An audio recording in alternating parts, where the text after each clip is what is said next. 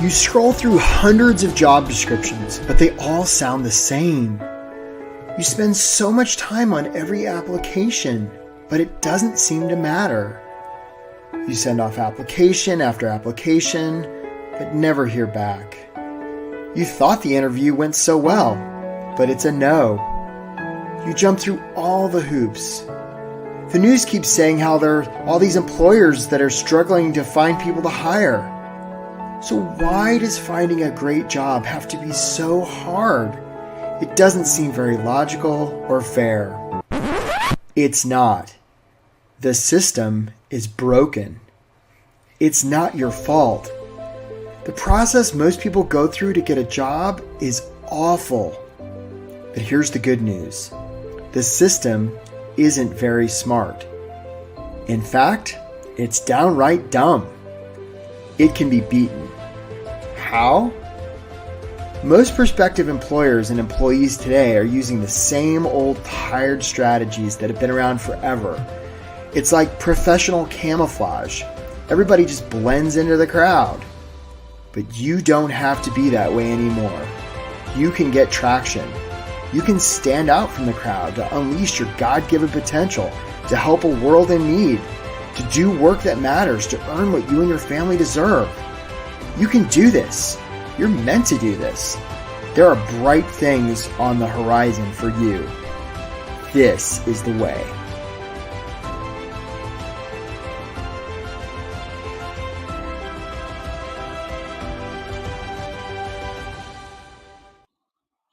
Welcome to the workshop. Get hired fast without settling, getting ignored, or losing hope, so that you can do work that matters and earn what you and your family deserve. My name is Eric Woodard. I'm a high-performance career and leadership coach out of Washington, D.C. And if you're joining for this workshop, first of all, if you're joining live, you're just brilliant. And I can see there's so many of you that have joined live. And if you're watching the replay, you're brilliant too. Look, your time is super valuable. And so I just want to honor you for taking the time to care about like your career and all of that. If you would, I'd be really curious, and I also want to make sure everybody can hear me, put in the chat where you're from and how long you've been on the job search. And we're going to get started right now. So look, being on a job search can feel a lot like pounding sand. It really can. It can feel like you're waiting on a glacier. It can feel like Scott in New Jersey, been looking for 5 months. It can feel like you're lost at sea, Trish in New Jersey. I see you there, Robert in Northville, right? I see you there, Jessica. It can feel like you're wandering through the desert, Nicholas in Chicago. It can feel like you're going into the arena, Kevin in New York and Anita in New Jersey. It can feel like looking into an abyss, Mahir, right here in Virginia, where I am, or Michael in Oregon, right?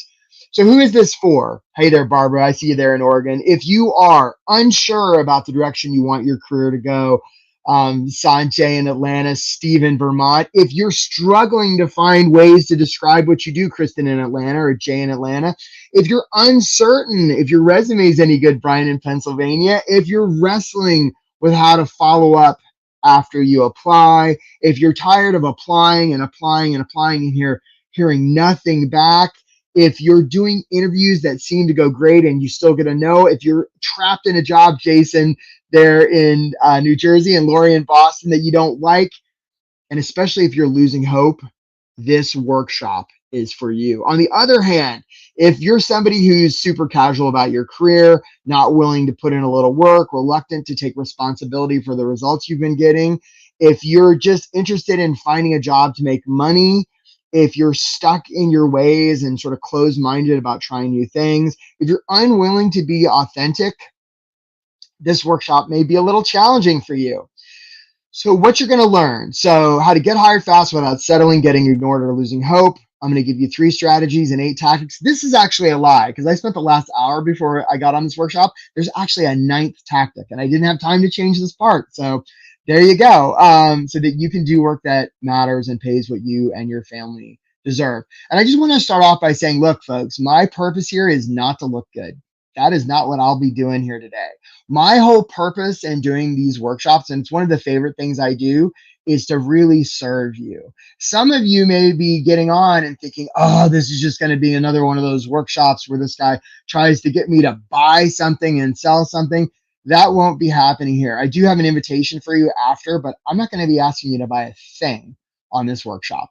I do have an invitation for you at the end. So that's my story. So our agenda for today, we're going to just talk a little bit about, just for a tiny second, about who I am and why maybe I could know something about job searching stuff.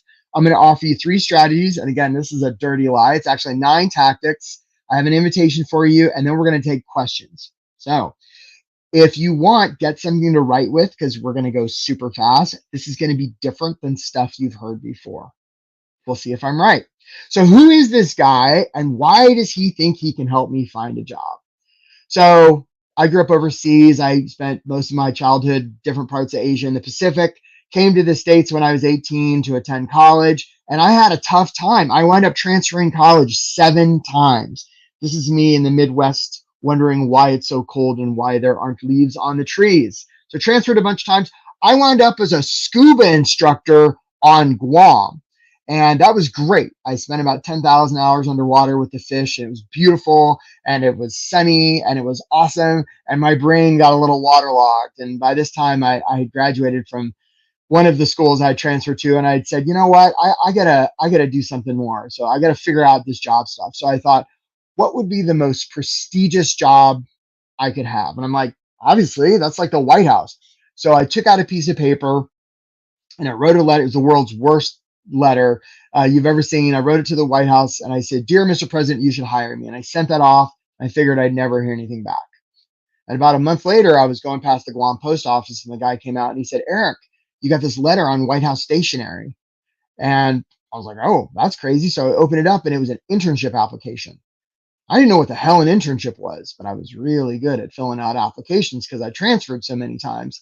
So I filled that out, sent it in, figured I'm never hearing back from those guys. But that got me thinking. I applied to some grad schools, and I actually got into grad school here in Washington, D.C. at GW, and I sort of landed. I was dumpster diving for furniture and had this big bushy haircut, and was out, bought a pair of running shoes and was out running on the National Mall. I ran past the White House, and I said, those White House bastards, they never even bothered to let me know about that internship thing. So I found a payphone, and I put in a quarter, and I called them up and I said, "Hey, you bastards, what about this internship thing?" And they're like, "Is this Eric from Guam?" I'm like, "Yeah, but I'm in DC now." They're like, "Man, we've been trying to get in touch with you. You start in the First Lady's office on Monday." I said, "Well, that's interesting." So I got a haircut, I bought a suit, and I showed up. Now, look, folks, I know we're in the middle of a presidential election. I don't know what your politics are, but please forgive me if mine don't match yours. And this was back during the Clinton administration. So I wound up as an intern for Hillary Clinton, and she was a great boss. And I eventually got hired in Hillary Land. And all during that time, I saw a lot of people early in their career, mid-career, trying to figure out career stuff. I eventually followed her to the Senate and then the State Department, where I did UNESCO stuff. And then I left Hillary Land and wound up as director of fellowships and internships at the Smithsonian Institution. And I've given a bunch of talks. Now I do coaching. I've written a bunch of books. I have so many cool pieces of paper. I have testimonials that'll blow your mind. And you don't care about any of that. Because what your question is, can I help you? I hope so. Probably, maybe. Let's find out. So buckle up. So here we go. Here are 3 strategies that are going to help you land your next awesome thing. Here we go. Hey there, Lisa in Atlanta. I see you. Okay. So who can tell me, and we're going to, I want an answer to this question in the chat. What's a good resume about? Put it in the chat. Let's see if anybody, let's see how we do here, folks. I see you there, Aaron, right? I see you there, Jason. Who can answer the question, what's a good resume about? Put it in the chat. There's a little bit of a delay with the chat, so that's why I'm sort of like, doing the Anchorman thing here. Okay, Tamika, experience, knowledge, and potential. Robert says past experiences, right? Andrea says kiss. Trish says tells your story. I like that, Trish. Lori says results. One that fits the job description. I haven't seen it yet. Steve says impact. Yep, Jessica agrees with Trish. Okay, I haven't seen the right answer yet. Ooh, Lori. Okay. Your uniqueness, how you solve problems, Rich. Okay, so here's the thing. So many great answers, and I haven't seen the exact right answer yet. So a lot of people think a good resume is about you. Sorry, Esha. It's not about your leadership. I wish it was. Tamika says it's a waste of time. So yeah, resumes are weird, right? And they are kind of stupid, but it's the least bad thing we've come up with. So this is what most employers want. So we're going to go with it. So a lot of people think a resume is about you, and that's incorrect. A good resume is about them. Good resume is not about you, right? If you want to be influential with another person, the first thing you want to talk about is them. And this is more than just jobs, this is anywhere, right? So this is strategy number one. It's not about you, it's about them. And when I say resume, it's not just the piece of paper we might call a resume or a cover letter. It's your cover letter, it's your follow-up, it's how you interview, it's how you network.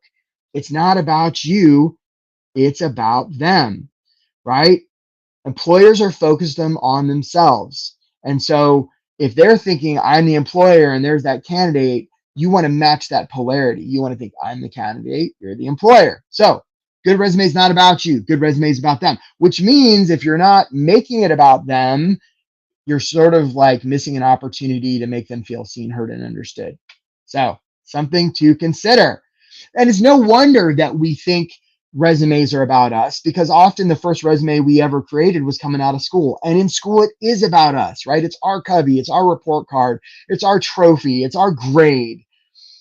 And when we move to the working world, it's not about us, right? It's about the client, the customer, the constituent, the shareholder, right? The reason Google gives Googlers free lunch is not because the purpose of Google is to give free lunch. It's because if they give free lunch, hopefully those Googlers will make better Google.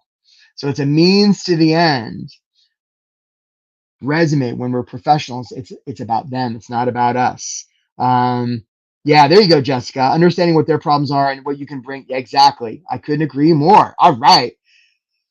These things are, so we're on to strategy number 2. Buckle up. These things are called books. And if I was to go to a public library, and let's say these were a bunch of story books, and I went up to the shelves of these books and I looked on the front cover of these books, there would be some words on the front cover of these books. What do you think we call those words on the front cover of the books? Put it in the chat. What do we call those words when we go to the library, or in Spanish, biblioteca? I'm sure I'm murdering that, right? What do we call those words on the front cover of those books? What do we call those words? Scott, Dan, thank you, Trish. Thank you, Tamika. Title. Good, good. Now, isn't it interesting that that's the same term we use to label people in the workplace, which tells me that the title, just like that we put a title on a storybook, we put a label on our career, and it's just a story. And that brings us to strategy number 2. You want to tell stories. Let me ask you this while I'm yakking away here. What percent of human decision making do you think is logical, and what percent is emotional? Actually, let me flip that. Let's do emotion to logic, okay? So what percent is emotional and what percent is logical? So is it 50-50, 60-40? So emotional to logic. Put it in the chat, right? Because there's a reason that stories are so powerful. Okay, so Vicky says it's 70% emotional, 30% logical. Trish says 80 emotional. I've seen a lot of people say 80% emotional. I'm seeing the right answer. Rich says it's 70% emotional. All right, Thurkio. Steve says, yep. I haven't seen the right answer yet. So here's the thing. It's 100% emotional. And the reason we know that is when somebody has their limbic system damaged, right? Like some poor guy in the 1800s gets a railroad spike through the head or something, they're fine. Except the only debilitating part is they can't make a single decision. So human decision making is 100% emotional. Now we'll rationalize those decisions with data later on, but all these cats walk around saying we make data-driven decisions. No, they don't. It's emotional. And the reason stories are so powerful is that's how we convey emotion. We'll remember how stories and others make us feel. What is it? I think our rational, logical brain can process like 20 bits of information a second, and our logical, our emotional, we can do like 40 million bits. I mean, it's orders of magnitude, right? So stories, if you're not telling stories, there you go, Leon, I see you. If you're not telling stories, you're missing an opportunity. So don't be, I mean, yeah, you want to throw some numbers in your stuff, that's fine, right? There's some people out there that care about a little bit more about numbers, but decision making is not logical, it's emotional. So people are going to remember the stories, the feelings, right? So perfect example. One time I had an applicant. Notice I'm about to tell a story, by the way.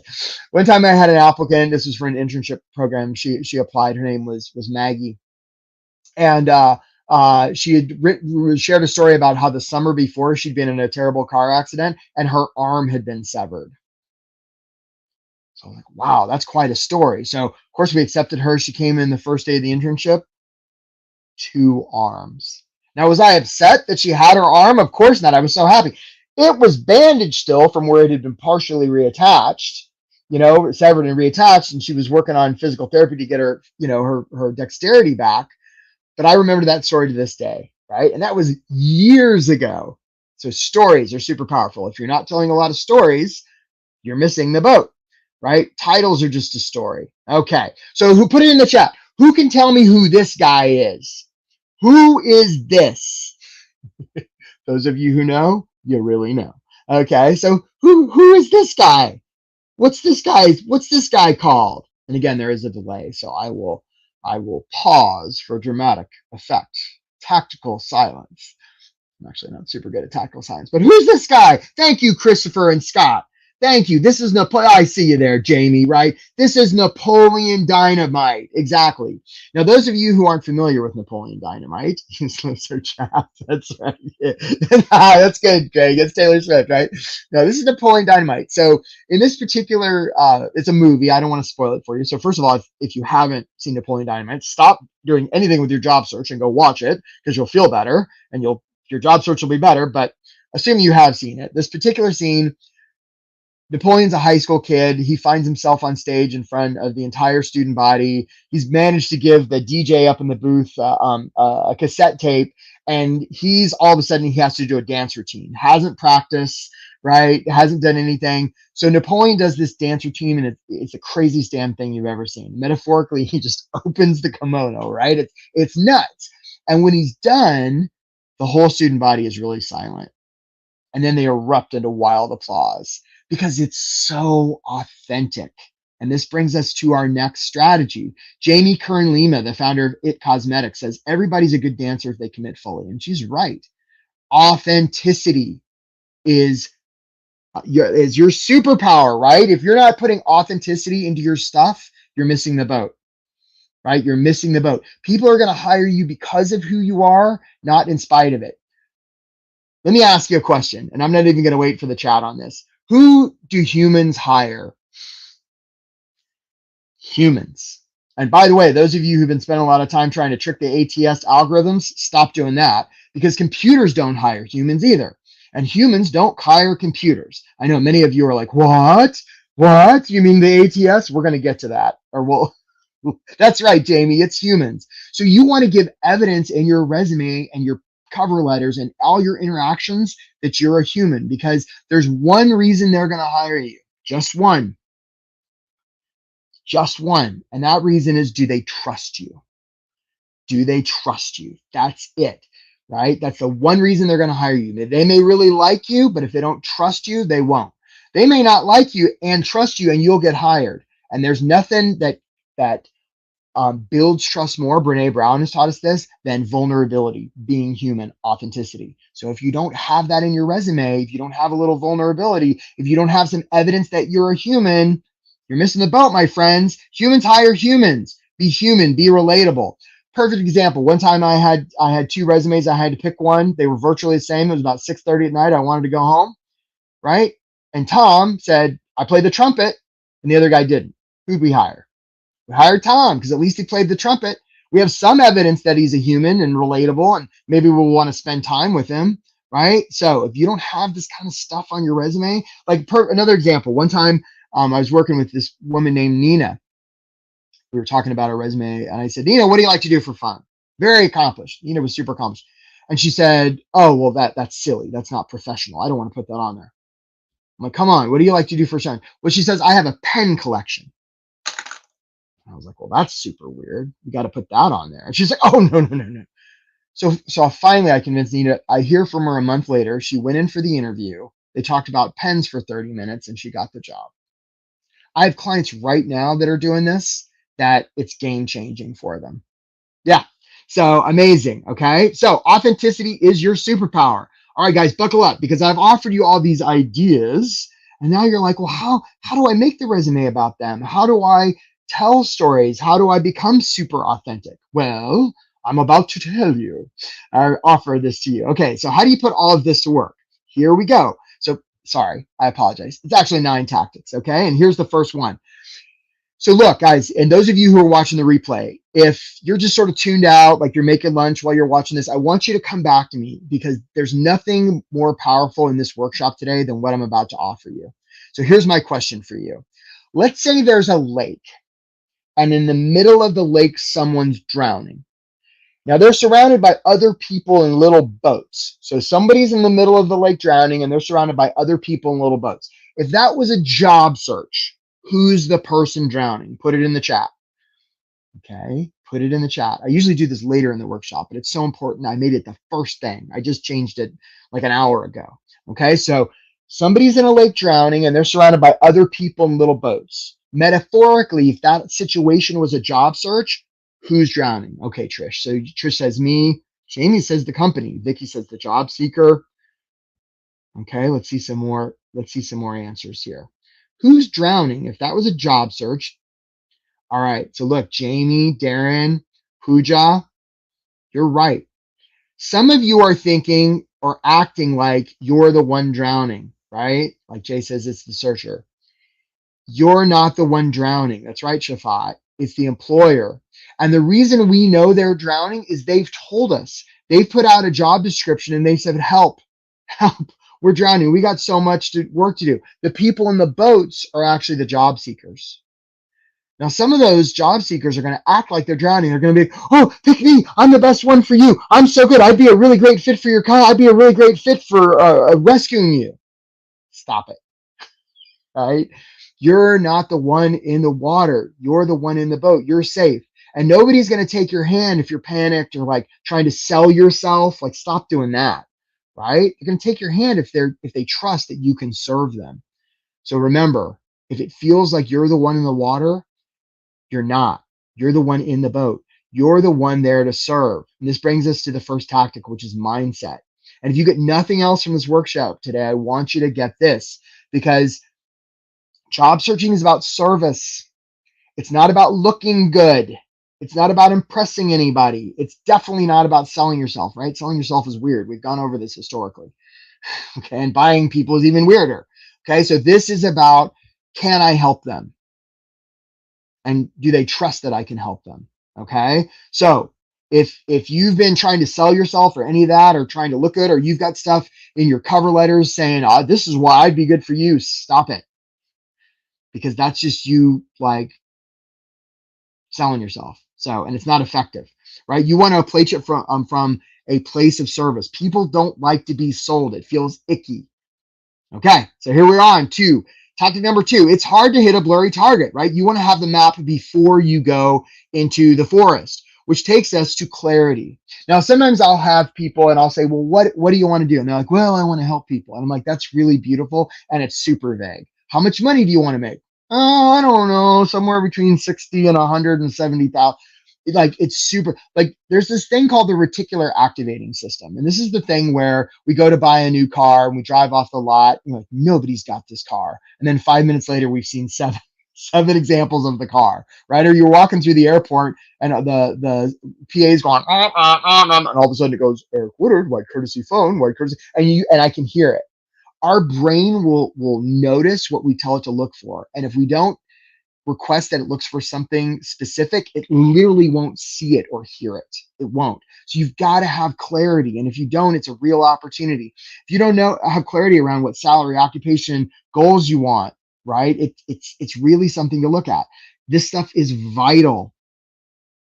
There's a reason race car drivers, when they drive 500 miles in a circle, that they don't look at the wall, because the car will tend to go where they're looking. So if you don't have a good search parameter for what you're looking for, you literally won't find it. You won't find it. Okay. All right, guys, we're trucking along here.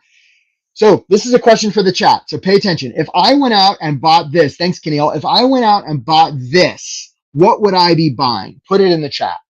So I'm going to Home Depot, and I'm going to Lowe's or whatever, and I buy this. What would I be buying? Put it in the chat. So Lori says a tool. Okay. Any other takers here? What would I be buying? What? Oh, Lori says solving a problem. Okay, not bad. A useless drill, says Steve Martin. There's no battery. A nail, Emanuela says. Okay, I haven't seen the correct answer yet. Darren says a drill, a screwdriver. Tamika says a solution. So here's the answer I'm going for. I'm actually buying a hole. Okay, because nobody needs this sitting around their garage. I mean, it's a very nice looking, colorful drill. I actually have one in mine, but I don't need it. What I need is a hole. And actually, I don't actually need a hole. What I need is a place to put the hook. And now that I think about it, I don't even need a place to put the hook. What I need is something to hang the photo on. And actually, now that I think about it, I don't even need something to hang the photo on. What I need is the feeling that I get when I look at a picture of my beautiful family that's hanging on the hook, that's in the hole that was made by the drill. Okay. And this brings us to the tactic number 3, which is give them safety.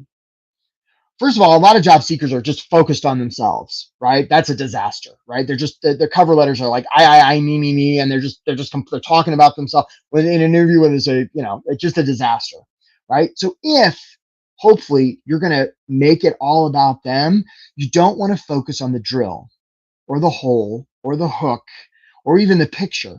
You want to focus what they're thinking about when they lay at bed at night and look up at the ceiling. If you can get to that black swan, game over, right? People just want to feel seen, heard, and understood. That's what's going to help them trust you. So if you're aiming for that, if you can give employers safety, they're going to hire you, right? So you want to get really clear about what they like, want, or need. What do they stay up thinking about? How can they feel more seen, heard, and understood? You want to give them safety. All right. Tactic number 4, this is my resume, and my resume is sort of like a model home of resumes, which brings us to paper. When I say paper, I'm talking about resumes and cover letters. And anybody that tells you there's one correct way to do it, don't listen to them. This is all more art than science. It's all voodoo. As we were saying before, resumes are kind of stupid, right? When we die and go to heaven and there's like that gold book, right? It's all very arbitrary. And there are some things that you can do to make yours stand out. And it's not best practices. Because if your resume looks like other people, that is no good, because you're just blending into the crowd. Okay. You don't want to be in the business of professional camouflage. You want to realize that your resume is just a communication piece. How you send it, when you send it, to whom you send it, where you send it, it all matters. You want to communicate with them in a way they cannot ignore. Make sense? So for instance, like if you look at my resume, like there's hyperlinks. Do you have hyperlinks in yours? I even have little logos in there. Do you I don't know if it's helpful, but it makes me different. Makes me stand out. It's also super authentic for me, right? Which we talked about before. So you want to make sure your paper is on point. And by the way, if your cover letters are like, count the number of I's and me's in your cover letters. And if you're like most people, it's virtually all I, me, and maybe you have the word you in the last sentence if you say thank you. Now look, I've attempted to write a cover letter that does not say you, and English doesn't work that good. I haven't been able to do it, but you can drastically reduce the number of I's and drastically increase the number of U's. And when you do, your stuff's going to get more attention. Okay, here we go. We're on to, I think it's tactic number 5. If a job application's been submitted and there's no follow-up, does it even make a sound? Now, some of you are hearing this and you're like, but Eric, I absolutely follow up on the interviews. That's fantastic, and that's not what I'm talking about. How's your follow-up with your applications? Right? There's a guy in New York, a guy named Ryan Serhant. I wrote a book called Sell It Like Serhant. He owns a big real estate firm. Notice I'm telling a story, by the way, right? Big real estate firm. And he prides himself on being really responsive on email, except when people are applying for a job. And they invariably send like a thank you note. Oh, I interviewed with your firm. Thank you. He ignores the email. If they email him again, he sort of sends this really dismissive kind of like, yeah, I forgot, like really just, and it's not until they email him the third time and it's like, okay, why don't you come in and talk? Because it's a test, right? People are going to believe what you show them more than what you tell them. And if you can put on your resume, if you've got one of those paragraphs at the top, an executive summary that's telling them a bunch of stuff about you, yeah, get rid of that, because you want to show them a bunch of stuff about what's possible for them, right? And part of the way you do that is follow up. You can say, I take initiative and I know how to take risks and I know how to communicate, or you could just show them. And the way you do that is by following up. And remember, they're the one drowning. So those of you who are like, ooh, I don't want to be pushy. You're not pushy. Somebody was floating face down in the water and you said, hey, buddy, you okay? And they didn't respond. You wouldn't be like, ooh, I don't want to bug them. No, right? You'd be more committed to saving them than you would be looking good. Same thing here. Somebody's drowning and they put out a job description and you're somebody that can help them. Be more committed to serving them than worrying about how you look. All right. This isn't about looking good, right? It's not pushy to follow up. Initiative is rewarded. You want to show them, not tell them, right? Another example of a realtor. This is Darren Hardy. Used to publish Success Magazine. I don't know if you know Darren, but he's exactly what you would picture. He's a redheaded white guy in a shiny suit, right? He used to be a realtor. And when people were trying to sell their houses and all of a sudden the contract with the selling realtor expired, it would show up on the MLS. So all the realtors around town would show up and say, hey, let me sell your house. So here's what Darren would do. He would show up at their front door at 6 a.m. in a full suit with paperwork and said, hey, I'm Darren. I'm going to sell your house. And they're sort of like, who are you? So if they didn't sign up then, around mid-morning, he's not like a big gift basket, right? And then around early afternoon, one of his associates would show up and hand them a sold sign, say, you're going to need this. And what Darren says is he lost about 1 out of 5 for being too assertive, and he got the other 4. Follow up is not pushy. You're doing it from a place of service.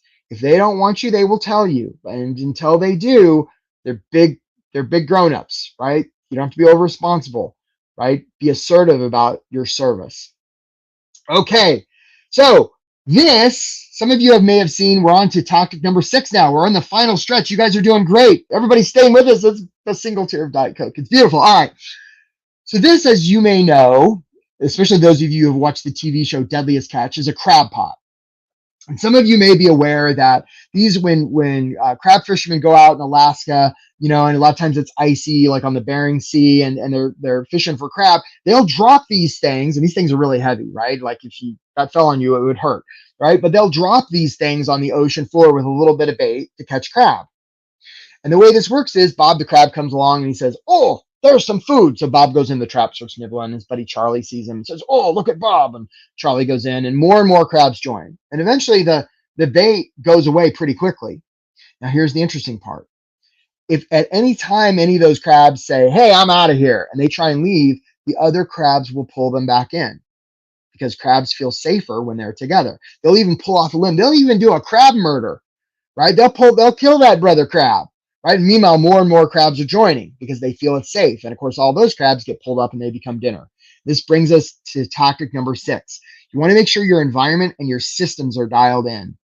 And what this means is if you don't have systems, right? There's a reason the grocery store opens on time, right? If the person that's supposed to open it is sick, there's a system for that, right? There's redundancies. There's a process. So there's a reason like professionals show up on time and stuff gets done because there's systems. And that's how you want to treat your job search. More than that, you want to have your environment dialed in, right? If the people around you are like those crabs and they're just pulling you down, and sometimes like, look, we have family members that aren't always helpful and, but you got to create some boundaries around that so that nothing is holding you back from your job search, right? If people are saying, ooh, you should just settle and, take that job that pays you half of what you're worth that you really don't want to do. See, that's one of those crabs pulling you down. So you want to dial that in. And the books you read, the media you consume, the systems you maintain. It's a huge impact and most people underestimate it. right? Reference group, we tend to be the average of the 5 people we hang out with most. Average weight, average education, average salary. So if you're hanging out with people that are dragging you down, you got to find some new people. They don't even have to be live people. They could be people that wrote books 100 years ago and you're reading their book. Okay. You want to have systems and tools. All right, guys, home stretch. You know, that thing about the drowning was important. I think the more I do this with clients, I think this is almost as much important. This is tactic number 7. Here we go. I'll just give it to you. This is networking and specifically asking for help. Benjamin Franklin had this thing, it's called the Franklin principle. And he said, a lot of people think if you want to make a friend, you do them a favor. Nah, if you want to make a friend, you ask them for help, because when you do, you're giving them the opportunity to invest in you. And the person that you help, or that they may be grateful, but like, the person that helps you, if somebody helps you, they're invested in you, is what I'm trying to say. Sorry, I momentarily lost the ability to speak English. I told you I wasn't trying to look good, right? So if somebody helps you, they have an investment in you. Whether if you help somebody else, like they may skip town, they're like feel obligated. But if you help somebody else, they're going to be obligated, which means if you get people to help you, it's huge. Like those of you who are on this workshop, do you think I'm going to care more or less about your professional success than I did an hour ago? Of course, more, because I've been hopefully helping you. Right? I'm invested into your success, right? So asking for help, it doesn't make you seem weak or needy. It makes you seem strong. Those of you who have helped other people in your lives, how did it feel? It probably felt pretty good, which means when we ask for help, it's like giving others a gift. And one question I could just ask if I wanted to be real blunt is, what are you more committed to? Getting a job that pays you and your family what you're worth so you can go to Disneyland next year, or looking good? Sorry, I know it's kind of harsh, but that's what we're talking about here. This isn't about looking good, guys. This is about service and vulnerability and asking for help. There's a very good chance your next job, and if you're like most of my clients, sure, they find jobs on job boards sometimes, but the vast majority, they find jobs and somebody in their last 200 emails. They're there. There are people that want to help you, that have firsthand experience of your excellence. If I was to ask you right now, what percentage of your Google contacts knew the status, first you were looking for a job, knew the status of your job search as of a week ago, what percent? Most of you would probably be like, maybe 10 or maybe 5. See, we want to get that handled, right? And that's one of the things I help clients do, and they have a great success, right? So vulnerability equals trust. This is what Brene Brown taught us, right? You want to have a system. No one-off email saying, hey, Bob, did you know anything? Because that was the email Bob got 3 months ago, right? He felt bad when he got it because he didn't know anything at the time. So he said, oh, I'll keep my eyes open, or send me your resume. And now that email is floating down to the bottom of Bob's inbox.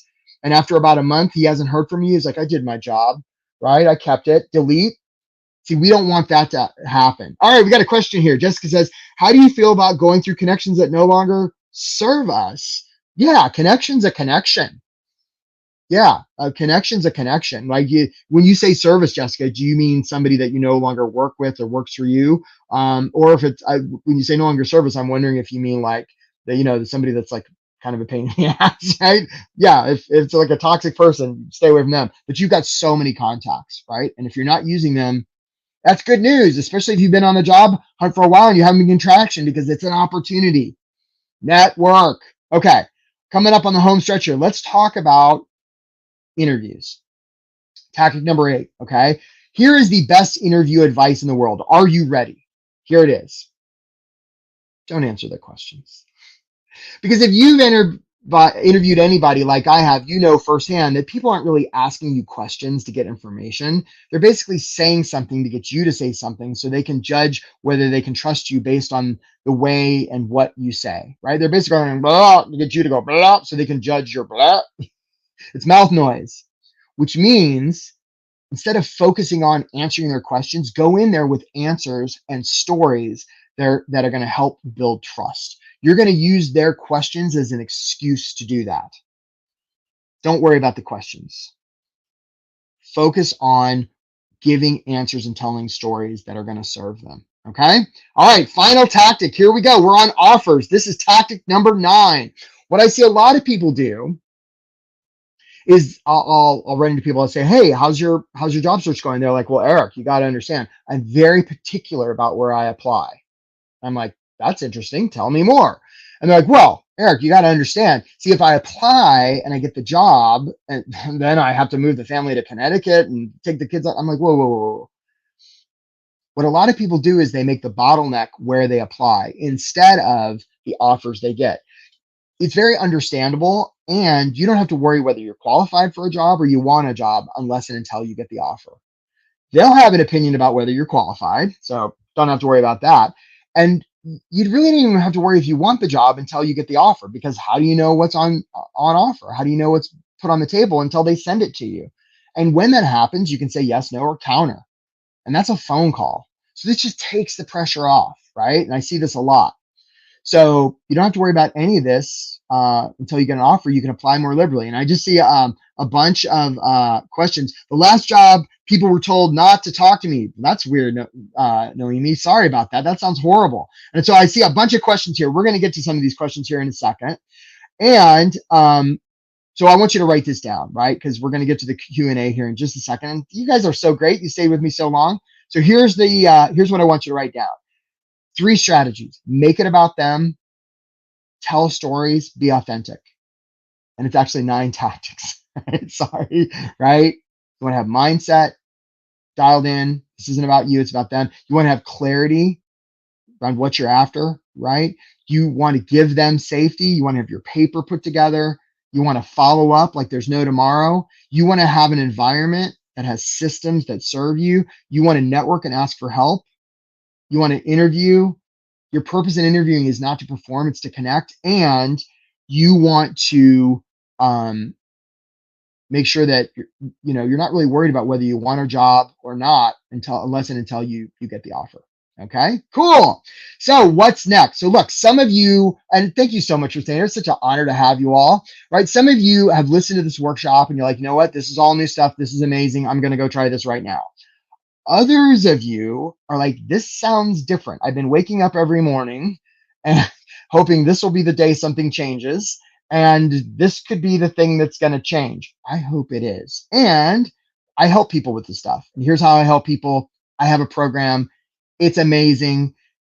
3-week program, a lot of one-on-one coaching, group coaching. There's a course, there's a Facebook group. We send you job leads. It comes with a guarantee. If you don't get the thing you're after within 12 weeks or less, we stay with you until you do. It's the best thing ever. And I'm not even going to talk about it, because if you're interested, I want to invite you to a call. Especially, and we're going to talk about, like, some of you are like, oh, what does it cost, Eric? So we're going to talk about that right now. So I'm just putting the link in the chat. I've already seen a couple people sign up during this talk. So my schedule gets pretty full. So if you're interested in talking, definitely sign up, right? Because the thing about job searching is you don't want to do this alone. This is hard enough, right? You don't want to do it alone, right? And not doing it alone is everything. And some of you who are like, well, I'm going to try this on my own. I would, from a place of real love, say, well, if you were going to do it on your own, like, you would have done it already. And so some of you are like, well, I need the data, I need the knowledge. Okay, great. Like, get the knowledge, right? You don't have to figure it out on your own. You don't have to reinvent the wheel. You're going to save time just by, like, we've got the answers of what works. And then there's others of you who, this is like going to the gym, right? Where you're like, you can go to the gym and you can work out on your own and you'll get muscles eventually, or you can get a trainer and you're going to get bigger muscles faster. So the question is, like, what do you value more, your time or your money? And those of you who are like, oh my gosh, like, I don't have the money. I mean, this is the one thing that keeps people, just keeps people from making progress, right? Is they're obsessed about the money. They're like, I don't have money. They're living in a land of scarcity. And I hear you on that. My program's not free. It costs money. And in a way, by making an investment, it actually, my clients, I think part of the reason they get results fast is because when they invest in something, they're like, well, I paid for this. This is going to work. And it actually motivates them to get the thing. Some of the best coaching I can do is around people paying me money, right? So look, if you're like, oh, I can't afford it, I love you. And, like, don't book a call, right? And there's no strings attached on the call. Like, the call is just to talk through your stuff. And it's going to be hard for you to find the job if you're coming from this scarcity mindset. And I get it. You have bills and all the rest. I understand. But here's just a formula, like something to think about, right? The opportunity cost. If you're going to make 120 a year, and some of you are looking to make much more than that, that boils down to 10 a month, 2,500 a week, 500 a day, which means if you can get hired a month sooner, you make 10 grand. 2 months, it's 20, 3 months, it's 30. And guys, my program doesn't cost anywhere near that. Okay. So look, I'm going to put it in the chat again. And if you're interested in getting help so you can finally get this job stuff handled, I'd be so happy to talk to you. And maybe I can help you and maybe I won't, but we can find out together. And if I don't think I can help you, I will tell you that. And there's some people who get on these calls and I'm like, yeah, like do it on your own for a little bit more. And then there's some people I'm like, wow, like you don't have to do this and suffer alone anymore. So that being said, I am going to take off this here so you can see the full size of my gigantic head. And let's look at some of these questions. So if you've got a question, put it in the chat. And I want to give first dibs. A couple people emailed in their questions. So this is from Lauren. She says, I've gotten lots of interviews and no offers. I spent 2 hours or more researching the company, preparing questions, think of relevant experience to help answer the questions, and ask questions at the end if there's anything in my background skills. So Lauren, this is such a great question, right? So Lauren's basically saying, I get lots of interviews, but when I'm in the interviews, they don't turn into offers. And so first of all, Lauren, there's nothing harder in a job search than that, right? They did a study of Olympic medal winners and they looked at the micro expressions of the medalists, and the gold winners were obviously super happy, right? Best in the world. The bronze winners were like, oh my God, I got a medal. And it was those silver medalists that were like, I'm a 10th of a second from doing the thing that I've been trying to do my whole life. Like it's traumatic. So going through a job search and getting all through the interviews and everybody's positive and stuff, and then getting a no is kind of soul crushing. So my heart goes to that on Lauren. And we don't know, right? It could be that there's some spiritual source in the universe that you've been spared. And that's the belief. That's what I chose to believe and my clients choose to believe. And in an interview, it's not about your experience. It's not about your performance. It's about connecting. It's about giving them safety. So when they ask a question like, hey, tell me about yourself, you can be like, you know what? I'll tell you about myself. I see so much possibility for your company. And then you talk about that. So that's how I would do that. Okay, Steve, I saw you on here. Okay, so a question from Steve. I look forward to tomorrow's workshop. I'm so glad you're here. Biggest question, the challenge facing me is that I have a wealth of experience and skills in my profession. Awesome. But I'm a 60-year-old white man competing against younger candidates in a younger person's world. So I hear this sometimes, right? And Steve, I acknowledge you. I'm not that much younger than you. And people will say, well, it's the economy, or it's because I have a gap, or it's I don't have the right experience, or I don't know the right people, or I'm too young, or I'm too old. And at the end of the day, almost all of that stuff is about you. And they don't care. What they care about is, can they trust you to do the thing that they need done? Do they trust that you see, hear, and understand them? You can get that taken care of, like all that other stuff, including age. And look, I'm not going to say there's not isms out there, racism, sexism, ageism, ableism. Sure. Yeah, of course there is. And even with that, none of it's fair, right? And even with that, the reason they're going to hire you is because they trust you. So I wouldn't so much focus on my age as much as the question is, can I help them? And if they say, whoa, you're awfully old, you'd be like, yeah. I was actually at a workshop yesterday where I was sitting next to a lady and she was talking about how she would go in to work sites and they would say, ooh, we like women like you. I mean, it's kind of a sexist, misogyny, pretty disgusting thing. And she was trying to figure out what to say there. And I said, well, you could turn them. First of all, there's a lot of answers here. She could just be silent and sort of look at them. But one of the suggestions I made was, to say something like, hey, we could talk about me as a woman, or we could, try and create solutions and figure out what's possible for you. What would you rather do? Now that's an extreme example that I'm doing on the fly here on this workshop. And that's the kind of thing, right? We could talk about my age, or we could talk about what's possible for your company. You choose, right? Like that. That's the thing. Okay, lots of questions here, and so many people are staying with us. It's amazing. Okay, I apologize if I miss people. I'm going to try and get to some of these questions. Okay, here we go.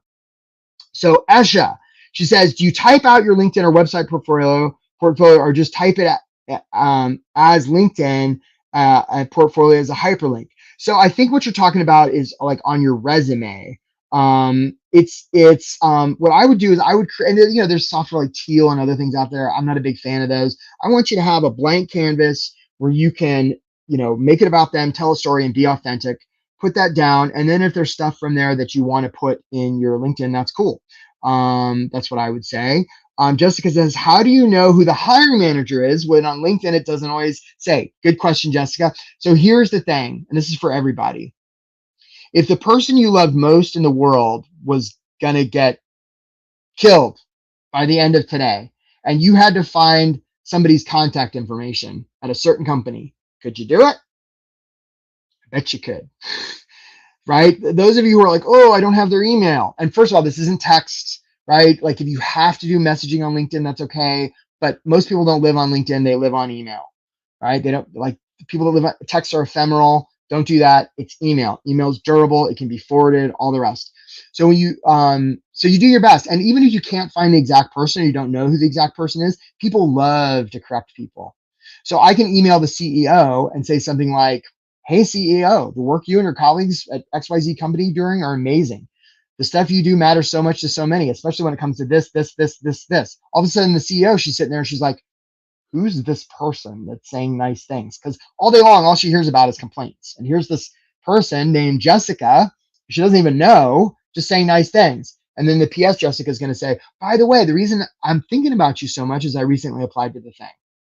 The CEO is going to do one thing. Ding. This goes to HR, not just anybody in HR, but the head of HR, the one that reports to me, the one that actually I've been wondering about because I've been hearing a lot of complaints about it in HR. So I'm going to send this thing from this Jessica woman and, see what happens. So Bob is sitting in HR, suddenly gets a message from the CEO, and he's like, I don't know what the relationship between Jessica and the CEO is, but this is one that's now on our radar. And if Bob can actually go back to the CEO and be like, hey, that Jessica that we're going to interview her. Like that's good. See, this is all about them. So you don't actually have to know the right person. This is the stuff that's in my program. And by the way, I can see my calendar is filling up. So I'm going to put the link again here because I want to help you people. Okay, let's see here, Christopher.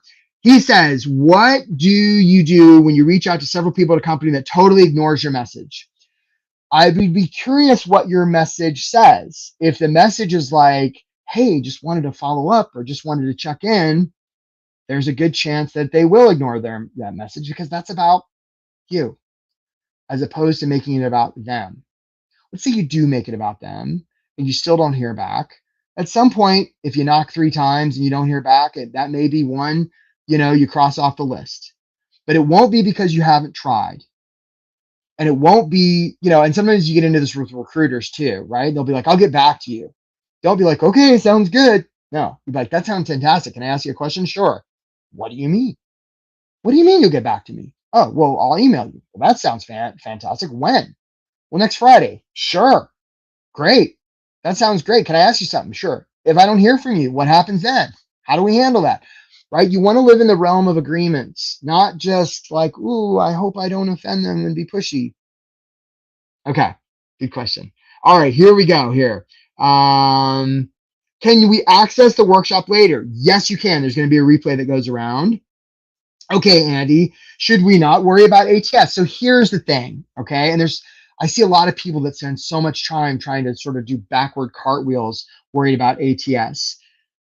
It's kind of an urban legend, okay? Like different companies do have different kinds of software that they help manage their incoming applications. But at the end of the day, it's a human that reviews it. And by the way, if you get some sort of automated response from an application you've sent in, you have my permission to ignore that, right? Just ignore it. Just pretend it went into your spam box and proceed accordingly. My clients do this and it works fantastic, right? Ignore those messages because if it was a robot that sent it to you, then no live human is actually going to know that. You don't have to worry about it. Find the hiring manager. Access that person, the person who is going to really appreciate you're seeing what they need.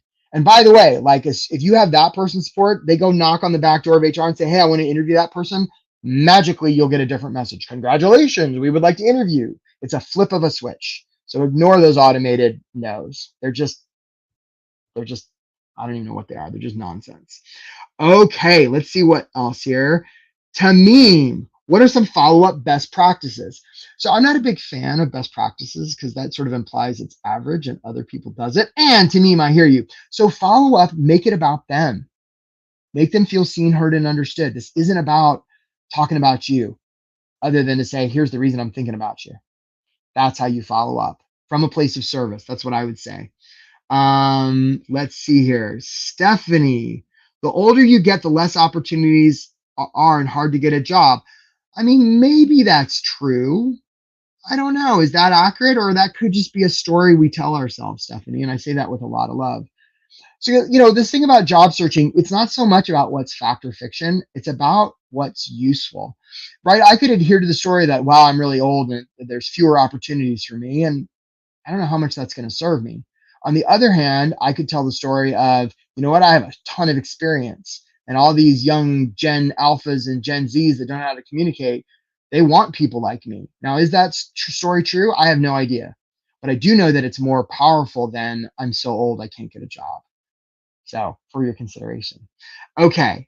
And the reason it's often difficult for us to come up with that stuff on our own is because we're locked inside our head. This is why I have a coach. This is why my clients hire me to help them with this kind of stuff. Okay, let's see here. I think those might be all the questions. Again, folks, you don't have to do this alone, right? If you're struggling and you feel like you're pounding sand, like you can figure it out on your own, and you'll figure it out eventually with enough time after you spend enough money, or you could just get some help. And either way, I'm rooting for you. I'm gonna the link's right here. I'm putting in one more time. Schedule time to talk. If you're open to like investing in something to get help, and just know that in any case, I'm believe in you. You're gonna figure this out. Being on a job hunt is not for the faint of heart. And so those of you who are having a bad day today, or if you have one tomorrow or yesterday, or you're watching the replay and you've had a bad day, just know you're gonna figure this out. You absolutely will. If you want to figure it out faster, let's talk. And I'm so cheering you.